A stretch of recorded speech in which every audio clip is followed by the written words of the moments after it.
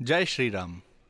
बंधुओं, तू मैं एक रक्त, यह वाक्य वनवासी कल्याण आश्रम का मूल मंत्र है और इसी भाव को आधार बनाकर वनवासी कल्याण आश्रम अखिल भारतीय स्तर पर विगत 66 वर्षों से कार्यरत है। स्वस्थ समाज और समर्थ राष्ट्र का निर्माण तभी संभव है जब उसमें रहने वाले प्रत्येक वर्ग की उन्नति हो। वनवासी कल्याण आश्रम ने बीहड़ वनों में रहने वाले लगभग 11 करोड़ वनवासियों का सर्वांगीण विकास कर उन्हें राष्ट्र की मुख्य धारा से जोड़ने का बीड़ा उठाया है। वनवासी कल्याण आश्रम का कार्य अखिल भारतीय स्तर पर चल रहा है। पंजाब और हरियाणा के अलावा भारत के सभी राज्यों में वनवासी समाज रहता है। इन सभी राज्यों में कल्याण आश्रम का प्रत्यक्ष कार्य है। राजस्थान में राजस्थान वनवासी कल्याण परिषद है, तो अरुणाचल प्रदेश में अरुणाचल विकास परिषद।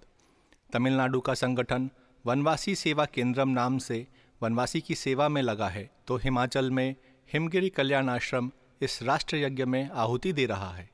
पंजाब और हरियाणा में भी कल्याण आश्रम की नगरीय इकाई है। शिक्षा, स्वास्थ्य, स्वावलंबन, संस्कार, संगठन, हित रक्षा, ग्राम विकास आदि अनेक आयामों पर वनवासी कल्याण आश्रम कार्य कर रहा है। अखिल भारतीय संगठन विभिन्न आयामों पर प्रादेशिक संगठनों को दिशा देता है। समय समय पर हम केंद्र एवं राज्य सरकारों को जनजातीय कार्य पर नीतिगत परामर्श भी देते हैं। वर्तमान में पूरे भारत में 1902 पूर्णकालीन एवं हजारों अंशकालीन कार्यकर्ताओं के अथक प्रयास से लगभग 52,921 वनवासी ग्रामों में हमारा संपर्क है और 20,199 प्रकल्प 13,886 स्थानों पर चल रहे हैं। दक्षिण बंगाल में पूर्वांचल कल्याण आश्रम वनवासी सेवा के लिए प्रतिबद्ध है। पश्चिम मिदनापुर, पुरुलिया, बांकुड़ा, पूर्व मिदनापुर, दक्षिण 24 परगना, बर्दवान, बीरभूम, हुगली, उत्तर 24 परगना, नदिया और मुर्शिदाबाद के वनवासी क्षेत्रों में व्यापक कार्य हो रहा है। दक्षिण बंगाल में 620 स्थानों पर 714 प्रकल्प चल रहे हैं। कल्याण आश्रम कार्य के दो भाग हैं। पहला वनवासी अंचल का कार्य और दूसरा नगरीय कार्य। वनांचल में स्थानीय एवं पूर्णकालीन कार्यकर्ता प्रकल्पों के माध्यम से वनवासी की सेवा का और उन्हें राष्ट्र की मुख्य धारा से जोड़ने का कार्य करते हैं। महानगरों में रहने वाले कार्यकर्ता लोगों को वनवासी की समस्याओं से अवगत कराने का और संसाधन जुटाने का कार्य करते हैं। किसी भी समाज के उत्थान में सबसे अधिक महत्व शिक्षा का है। शिक्षित समाज ही समर्थ राष्ट्र का निर्माण कर सकता है। वनवासी शिशुओं को शिक्षित करने हेतु दक्षिण बंगाल में 491 शिशु शिक्षा केंद्र चल रहे हैं, जिसमें 7,713 शिशु अक्षर ज्ञान, अंक ज्ञान एवं संस्कार की शिक्षा पाते हैं। वनवासी विद्यार्थियों के औपचारिक शिक्षण हेतु कल्याण आश्रम ने 10 छात्रावास बनाए हैं, जिसमें 8 बालक छात्रावास है एवं 2 बालिका छात्रावास है। बालक छात्रावास बीरभूम के मल्लारपुर, पुरुलिया के बलरामपुर, बागमुंडी, झालदा एवं कुमारी तथा बांकुड़ा के राउतोड़ा, बांदवान और पश्चिम मेदिनीपुर के बेलपहाड़ी में है। बालिका छात्रावास पुरुलिया एवं सुंदरबन के कोसाबा द्वीप में है। खेलकूद केंद्र के माध्यम से वनवासी बच्चों में खेल के प्रति आकर्षण पैदा किया जाता है। स्वस्थ समाज ही सशक्त राष्ट्र की आधारशिला है। वनांचल में अस्पताल और प्राथमिक चिकित्सालय की संख्या नगण्य है।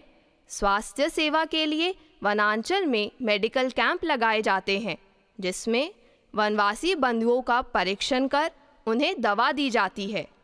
इस वर्ष 6 मेडिकल कैंप लगाए गए, जिसमें लगभग 3,600 मरीजों का परीक्षण किया गया और उन्हें दवा दी गई। 2,900 वनवासी बंधुओं को चश्मा दिया गया और 75 आंख के ऑपरेशन किए गए। इस पुनीत कार्य में शहर के डॉक्टर एवं मेडिकल छात्र स्वेच्छा से अपनी सेवाएं देते हैं। वर्षा के जल को संग्रह कर उसे सिंचाई के काम में लाया जा सके, इस उद्देश्य से हमने अब तक 506 जलाशयों का निर्माण किया है, जिसमें इस वर्ष 26 जलाशयों का निर्माण हुआ है। इस संग्रहित जल से वनवासी किसान एक अतिरिक्त फसल पैदा कर सका है। साथ ही जलाशय के किनारों पर फलदायक वृक्ष लगाने से कुपोषण की समस्या में कमी आई है। वनवासी समाज गांवों में बसता है। गांव का विकास होने से स्वतः ही वनवासी का विकास होता है। कृषि और गाय गांव की अर्थव्यवस्था की नींव हैं। कृषि, गाय और किसान एक दूसरे के पूरक हैं। गाय को केंद्रित करके हमने ग्राम विकास का प्रकल्प आरंभ किया। वनवासी किसान को कम मूल्य में 3-4 गायें दी गईं जो दूध नहीं देती। उस किसान के आंगन में गोबर गैस प्लांट लगाया। गोबर गैस प्लांट से निकली गैस ज्वलनशील होती है और रसोई में चूल्हा जलाने के काम आती है। साथ ही गोबर और गोमूत्र से कृषि के लिए खाद और कीटनाशक बनाने का प्रशिक्षण दिया जाता है। रासायनिक खाद और कीटनाशक नहीं खरीदने से बचत होने लगी। जैविक खेती करने से फसल की गुणवत्ता बढ़ी और गोवंश बूचड़ खाने जाने से बच रहा है। अखिल भारतीय वनवासी कल्याण आश्रम के इस कार्य में कोलकाता हावड़ा महानगर की अग्रणी भूमिका है। दोनों महानगरों में कुल 47 स्थानीय समितियां हैं, जिसमें 25 महिला, 21 पुरुष और एक युवा समिति के कुल 400 निष्ठावान कार्यकर्ता इस कार्य में लगे हैं। पूरे वर्ष भर हम रचनात्मक गतिविधियों के माध्यम से शहरी समाज को वनवासी समाज की समस्याओं से अवगत कराकर सामाजिक जागरण का प्रयास करते हैं। मकर संक्रांति अभियान हमारी मुख्य गतिविधियों में एक है, जिसके माध्यम से हमने धार्मिक परंपराओं को सामाजिक क्रांति का रूप देने का प्रयास किया है। कोलकाता हावड़ा के प्रत्येक अंचल में संक्रांति कैंप लगाए जाते हैं। कैंपों के माध्यम से व्यापक धन संग्रह और वस्तु संग्रह होता है। इस वर्ष कुल 102 कैंप लगे और एक दिन में लगभग 15,000 परिवारों से सहयोग मिला। सेवा पात्र योजना से आप सभी परिचित हैं। वर्तमान में लगभग 1500 सेवा पात्र परिवारों में रखे हुए हैं, जो संग्रह के साथ साथ परिवार में संस्कार निर्माण का कार्य करते हैं। बच्चे अपनी जेब खर्च से कुछ राशि नियमित सेवा पात्र में डालते रहते हैं। इससे उनमें समाज और देश के लिए समर्पण की भावना जागृत होती है। भगवान श्री राम का वनवासी स्वरूप हमारे कार्य को मार्गदर्शन देता है। प्रत्येक समिति अपने अपने क्षेत्र में रामनवमी उत्सव हर्ष उल्लास से मनाती है। कहीं लघु नाटिका का मंचन, कहीं सुंदरकांड का पाठ, तो कहीं रक्तदान शिविर के माध्यम से रामनवमी उत्सव का पालन होता है। यह नए लोगों को जोड़ने का अच्छा माध्यम है। वनवासी बहनों को स्वावलंबी बनाने के उद्देश्य से गत 6 वर्षों से कोलकाता में सिलाई का प्रशिक्षण दिया जा रहा है। लगभग 20-25 वनवासी बहनों को गांव से कोलकाता बुलाकर यहां कल्याण भवन में 15 दिनों का सिलाई प्रशिक्षण दिया जाता है, ताकि वे आत्मनिर्भर बन सके। इसके सुखद परिणाम सामने आए हैं। कई बहनें यहां से सीख कर जाने के बाद अपना स्वयं का रोजगार करने लगी है। अभी तक लगभग 450 बहनें लाभान्वित हो चुकी है। वनवासी युवाओं को कंप्यूटर सिखाने के लिए इस वर्ष कोलकाता के कल्याण भवन में कंप्यूटर ट्रेनिंग सेंटर बनाया गया है। 35 वनवासी युवा प्रशिक्षित हो चुके हैं। हमारी रचनात्मक कार्यों की महत्वपूर्ण कड़ी है युवा समिति। युवा समिति वर्ष में 3 बार हमारे छात्रावासों में रहने वाले कक्षा 9वीं और 10वीं के छात्रों को 10 दिनों के लिए कोलकाता बुलाकर उन्हें गणित, अंग्रेजी एवं अन्य विषयों का प्रशिक्षण देती है। इससे वनवासी बच्चों में एक नया आत्मविश्वास भरता है और परीक्षाओं में भी अच्छे अंक मिलने लगे हैं।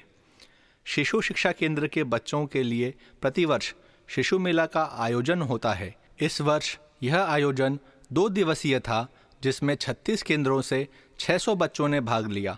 कोलकाता से 45 युवा कार्यकर्ता इस मेले में शामिल हुए। कक्षा 8वीं से 12वीं के शहरी बच्चों को वनवासी जीवन से अवगत कराने के लिए वन जीवन शिविर का आयोजन किया जाता है। इस वर्ष 20 बच्चे 3 दिन वनवासी क्षेत्र में रहे और उनकी समस्याओं को करीब से देखा। अपने वनवासी बंधु की सहायता करने का निश्चय शहरी बच्चों के मन में उत्पन्न हुआ है।